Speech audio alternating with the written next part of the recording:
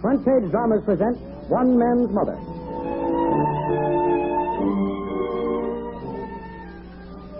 This week's Front Page drama, One Man's Mother, is an original dramatization based upon a true life story which appears in next Sunday's issue of the American Weekly under the title, The Tragedy of Errors That Took 3 Lives. It is a tragic, moving story of a mother's misguided love and preaches a powerful lesson. This is but one of the many interesting and worthwhile stories and feature articles to be found in next Sunday's American Weekly, the magazine with the greatest circulation in the world, which comes to you each week with your Hearst Sunday newspaper. This is a story of life and death, of love, hate, happiness, and tragedy. It can happen anywhere to almost anyone in any city, town, or hamlet. It has been told in fiction, drama, and in radio, perhaps as we are telling it now. Evening News Chronicle. Bureau circulation. Mr. Bureau, just a moment. Go ahead, please. Evening News Chronicle. Lost and found department. Lost and found, one moment, please. Here's your party. Evening News Chronicle. Yes, this is Happy Chapman. Give me the city desk right away. It's important. Okay, Happy, just a moment. City desk, Water speaking. This is Happy, Charlie. Stop press on the home edition. Just got a big break on the Silver Court murder case. Right. Get this. Judge Parker opens criminal court this morning for the trial of old lady Jordan. There's a delay as the prisoner isn't brought in. The judge gets impatient. So I slip back to the bridge over to the jail, and McGinnis gives me the tip-off. Old lady Jordan died of heart failure as they were leading her out of her cell. Got it. It's a scoop, exclusive. Okay, Chapman, that's enough. Get all details for the late afternoon edition. Bye. Hello, press room. Hold that home edition. We're going to replay it. Story will be right down. Column 1.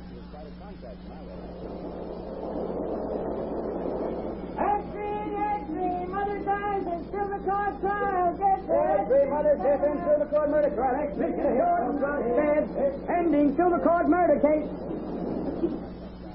We are the dead. A few fast-moving days ago we lived.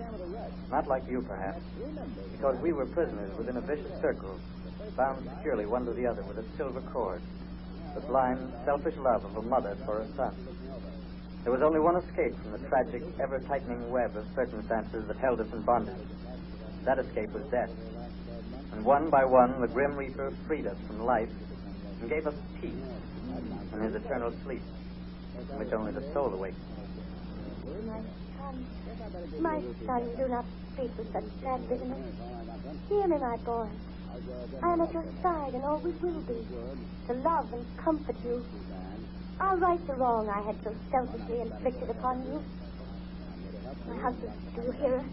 She is here between us just as she was in life. Her love is a mad, evil thing, so strong that even death itself cannot break its powerful grip upon us. There is no escape. I am Miriam Ainsley Jordan. I married Robert Graham Jordan when I was just 20 and he was 28. Both of our families were fairly well-to-do, and we settled down to what everyone thought would be a successful marriage. Robert was a successful lawyer, and influential in young political circles, and was beginning a very brilliant career. 5 years later, our son, John, was born. It was soon after I discovered my husband was having an affair with another woman. I pleaded with him to give her up, but to no avail. The affair continued. But our social position and my husband's career forbade any scandal, so there was no talk of separation or divorce. I had loved my husband dearly, and I worshipped my baby. Therefore, when I realized I'd lost my husband's love, my whole love and devotion became centered upon my son. My love grew with the child from boyhood into manhood, until it almost became a succession. We were never separated for as much as a day, even during his college years. He graduated with honors and became a successful lawyer. But even then, I steadfastly held the first place in his heart. Then she, Agatha Winslow, came into his life. From the very first meeting, I struggled to prevent her from taking my place in his affections. Then one evening, after dinner... Now, please, Mother dear, don't take on so. Surely you must realize that someday I must meet the girl of my choice and finally marry her. Yes, I know, dear, but this... Well, it's all so sudden. Why, it seemed as though it was only yesterday that you were my own little boy, going to school. And now you want to run off and leave me. Oh, Mother dear, please be reasonable. You know I've been keeping company with Agatha for over 5 years. Surely you must realize that it isn't sudden. Besides, I'm not going to run off and leave you, darling. We're going to remain here in town. We'll build a home near you.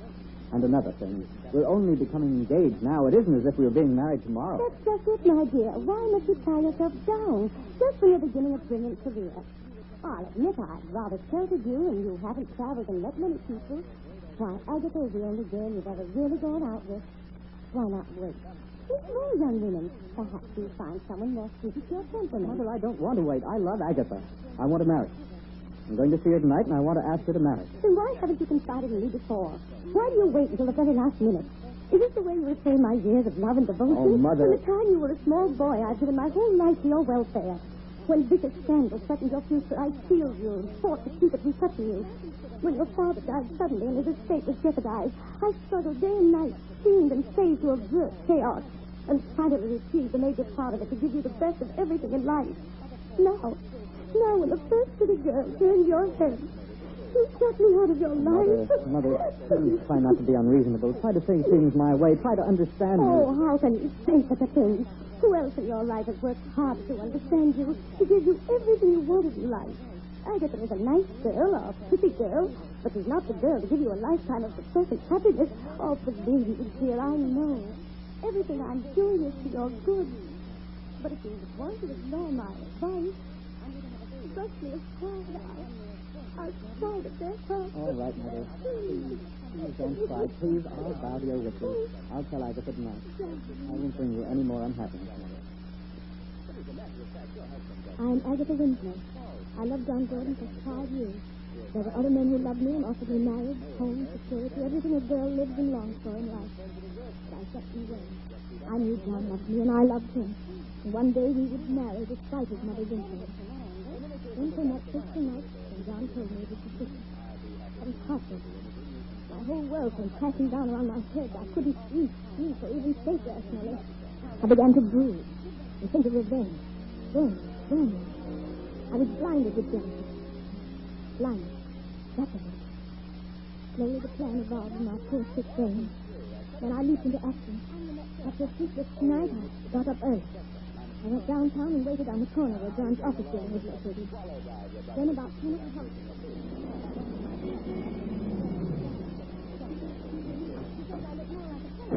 Call for me about 6, Williams. Don't forget to do that errand for Mother. Yes? Mr. George? John. Yes? Just a moment. There's something I have to say to you. Agatha, this is a surprise. What are you doing here? I've loved you, waited for you for 5 years. I've refused all my other friends. I counted on your promise to marry me. But you cast me off, threw me aside. But I made up my mind to one thing. If you won't have me, you won't have anyone else.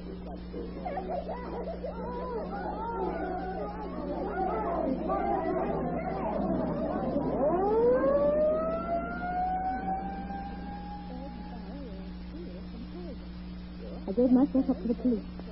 Refused any efforts of my friends and family to have me released on bail. Alone in a prison cell, the terrible consequences of my hatred preyed upon my mind. I begged for it, but refused all efforts to be furnished with legal defense. The day of my trial came.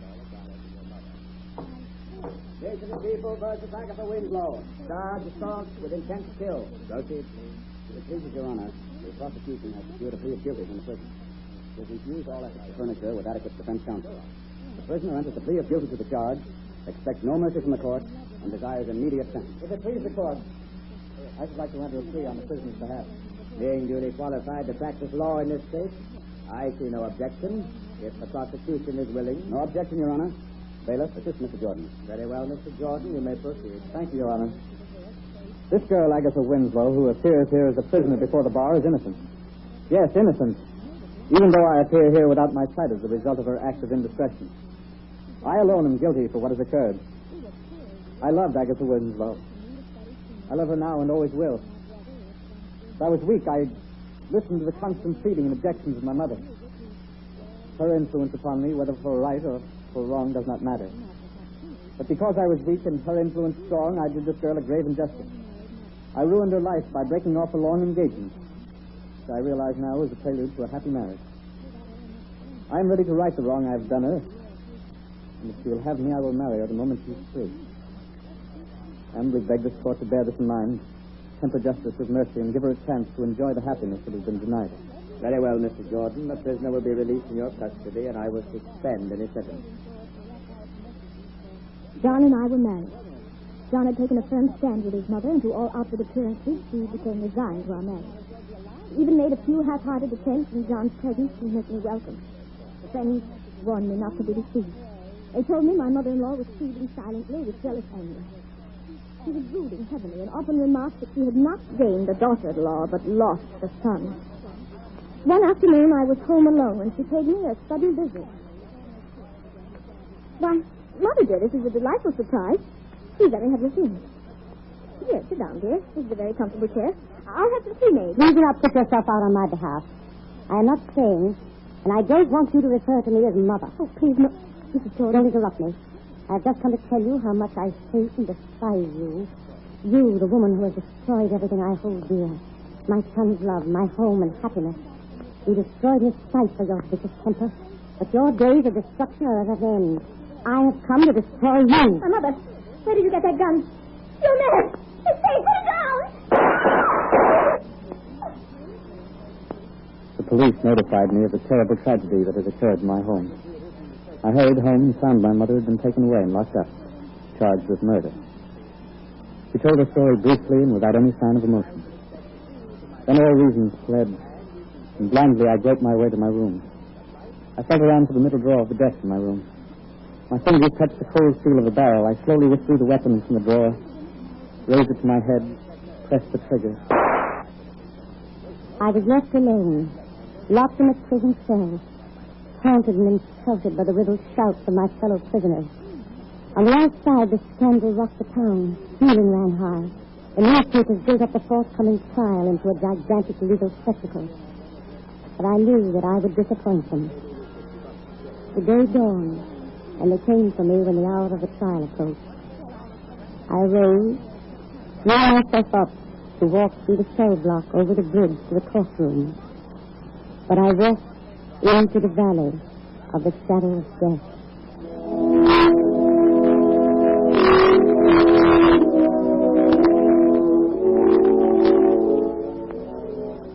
You have just heard the front-page drama, One Man's Mother, an original dramatization based upon a true-life story which appears in next Sunday's issue of the American Weekly, the magazine with the greatest circulation in the world that comes to you each week with your Heists Sunday newspaper.